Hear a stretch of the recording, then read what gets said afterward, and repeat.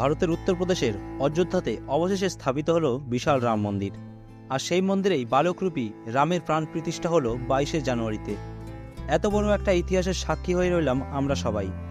এই মন্দিরটির যেমন নানান বিশেষত্ব রয়েছে, ঠিক তেমনই ভিতরে থাকা রাম মূর্তিটিরও বিশেষত্ব রয়েছে। কর্ণাটকের বাসিন্দা বিখ্যাত ভাস্কর অরুণ যোগীরাজ শ্রীরামের এই মূর্তিটি তৈরি করেছেন। অরুণ যোগীরাজ খুব অল্প বয়সেই ভাস্কর্যের যাত্রা শুরু করেছিলেন। প্রতিবেদনে বলা হয়েছে তার পরিবারের 5 প্রজন্ম মহীশূরের বিখ্যাত ভাস্কর ছিলেন। এমনকি তার দাদু বাসভন্ন শিল্পী মহীশূরের রাজার রাজবাড়ির মূর্তিও তৈরি করেছিলেন বলে জানা যায়।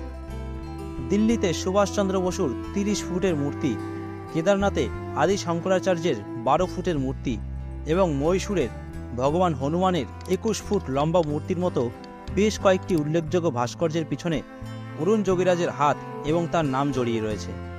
ভগবান শ্রী রামলালার তৈরি মূর্তিটি একটি 5 বছরের শিশুর আকারের।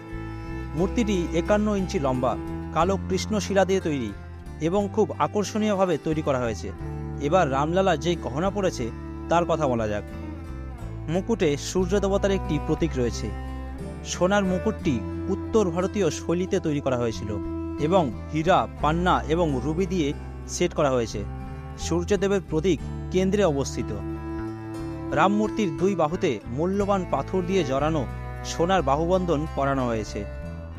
সুন্দর পাথর রত্ন দিয়ে 2 হাতে চুড়ি পরানো হয়েছে।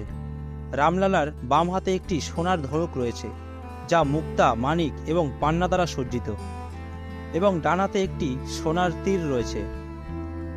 বিশেষজ্ঞদের পরামর্শ নিয়ে মন্দিরের একটি বিশেষ অংশকে এমনভাবে ডিজাইন করা হয়েছে এবং মূর্তিটিকে স্থাপনের সঠিক অ্যাঙ্গেল নির্ধারিত করা হয়েছে যাতে প্রত্যেক বছর রামনবমীতে সূর্যের কিরণ সোজা বালকরূপী রামের কপালে এসে পড়ে।